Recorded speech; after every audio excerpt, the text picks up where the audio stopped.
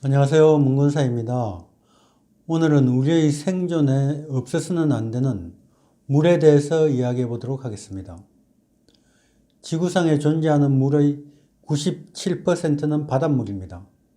그 나머지 3% 중 2.1%는 남극과 북극의 빙하의 상태로 존재하고 있습니다. 그 외에 남은 0.9%가 대기 중에 수증기, 강과 호수, 지하수, 그리고 동식물의 몸속에 존재하고 있습니다. 지구온난화의 영향으로 남극과 북극의 빙하가 모두 녹으면 해수면은 지금보다 약 70m 이상 높아진다고 합니다.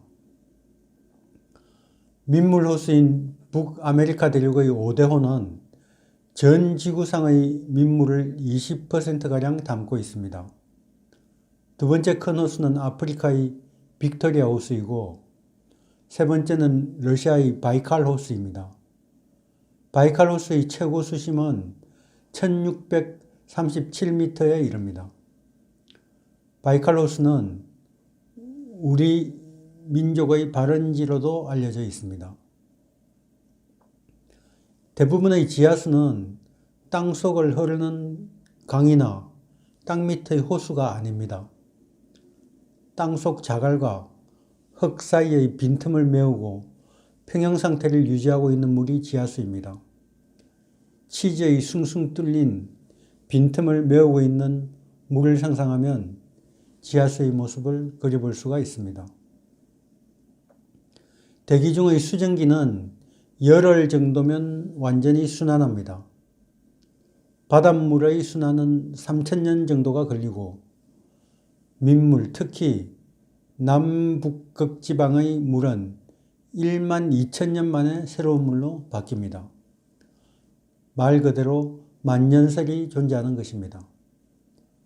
처음 생겨난 이래로 이 물의 순환은 전혀 변하지가 않았습니다. 이 물의 순환 과정 덕분에 생명현상이 가능한 것입니다.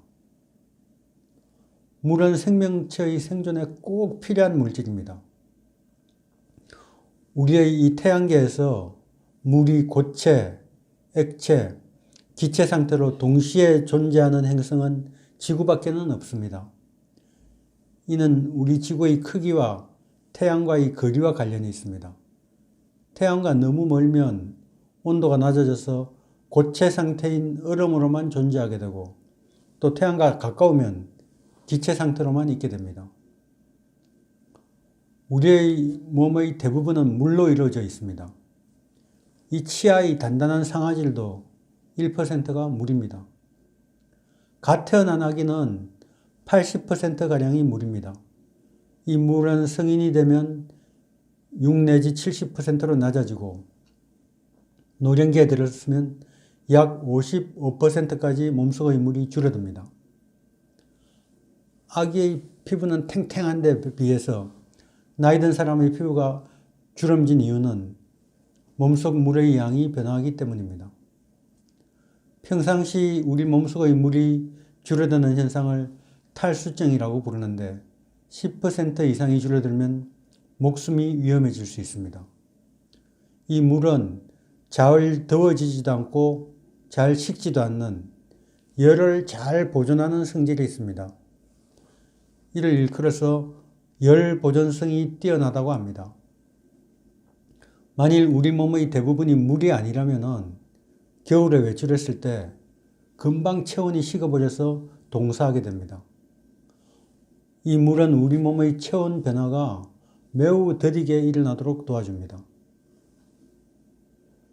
공기는 온도가 높을수록 많은 수증기를 담고 있을 수가 있습니다.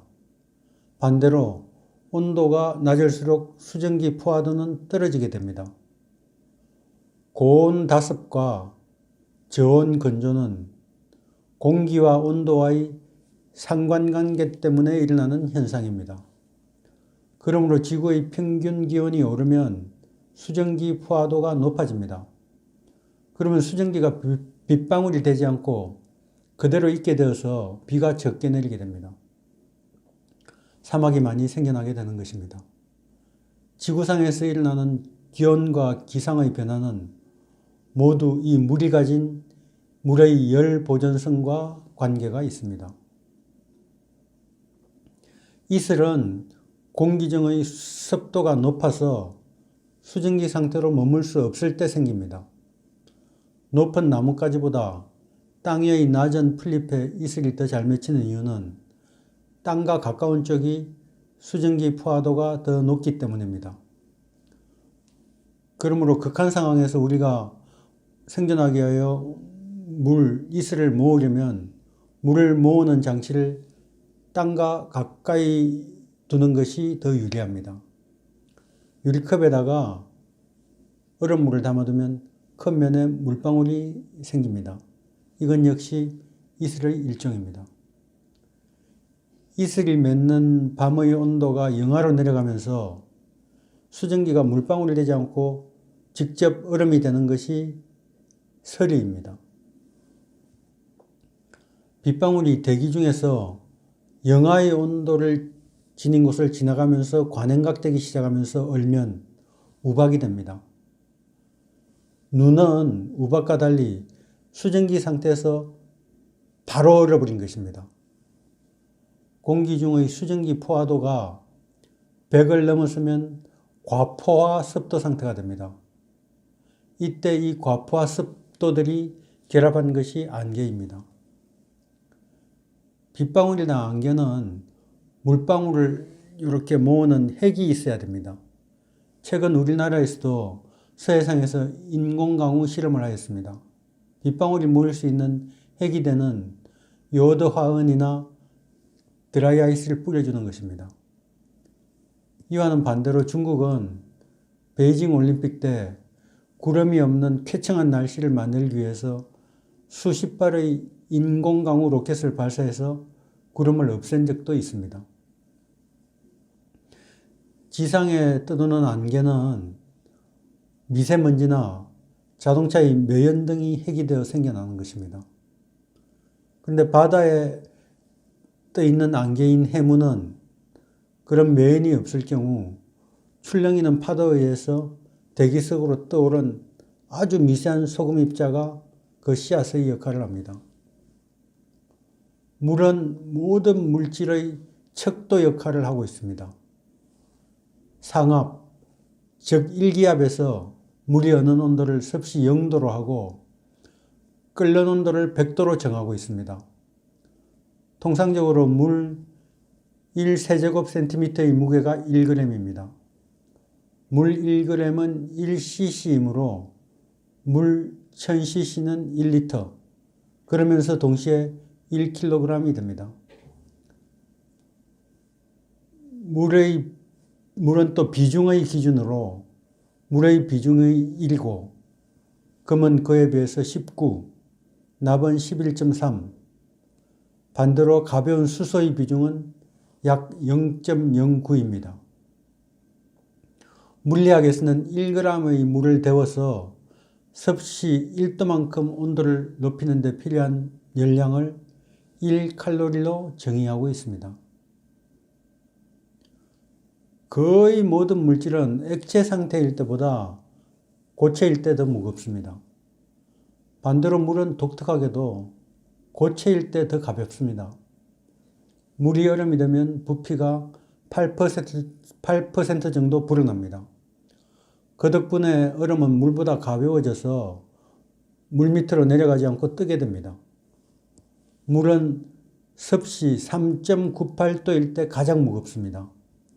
이보다 온도가 높아지면 그 무게는 조금씩 가벼워집니다. 또한 이보다 온도가 내려가도 가벼워집니다. 쇠는 1500도가 넘으면 녹아서 액체가 되고 2800도 이상에서 기체가 됩니다. 그런데 물은 겨우 섭씨 0도에서 100도 사이에서 이런 큰 변화가 일어납니다. 물처럼 상온, 상압에서 상태가 쉽게 변하는 물질은 없습니다. 얼음을 녹이려면 열을 가해야 합니다. 그 반대로 물이 얼음으로 변할 때는 막대한 잡열을 방출하게 됩니다. 눈이 내린다는 것은 우선 하늘에서 얼음이 어는 현상입니다. 이 얼음이 얼 때 잡열이 방출됩니다. 눈 내리기 전이 포근한 것은 이러한 현상 때문입니다. 우리는 물이 끓는 온도를 섭씨 100도로 정하고 있습니다. 상압, 즉 일기압 상태에서는 맞는 말입니다. 하지만 압력이 달라지면 물의 끓는 점은 변하게 됩니다. 기압이 낮은 에베레스트 산정에서는 68도에 끓어버립니다. 반대로 강한 수압을 받는 해저 가장 깊은 곳의 물은 수백 도의 온도에도 끓지 않고 액체 상태로 있습니다. 높은 산에서 밥을 하면 낮은 온도에서 물이 끓기 때문에 밥이 슬게 됩니다. 반대로 압력솥은 물의 끓는 점을 높여서 음식을 푹 익힐 수 있게 해줍니다. 우리의 체온은 36도입니다. 그러므로 우주공간과 같이 압력이 낮은 곳으로 압력 유지장치 없이 나가면 실제로 피가 끓어오르게 됩니다. 대신에 고압을 유지하고 있는 원자로 속의 냉각수는 300도가 넘어도 끓지 않고 액체 상태를 유지합니다. 원자로 내의 이 압력 유지장치가 고장이 나면 노심을 식힐 수가 없어서 노심이 녹아내리는 멜트다운이 일어나게 됩니다. 러시아의 체르노빌과 일본 후쿠시마의 원전 사고는 냉각수의 압력을 유지하지 못할 상황이 발생했기 때문에 일어난 사고입니다. 우리나라의 수자원은 거의 전부 하늘에서 내린 비에서 나옵니다. 연평균 강수량은 1245mm인데 여기에다가 국토의 면적을 곱하면 수자원 총량이 나옵니다. 세계 평균의 약 1.4배에 달하는 양입니다. 대신에 우리나라는 인구가 많아서 강수량을 인구수로 나누면 1인당 평균 2600톤 정도밖에 되지 않습니다. 이는 세계 평균의 12%에 불과합니다. 그러므로 유엔에서는 우리나라를 물 부족 국가로 분류하고 있습니다.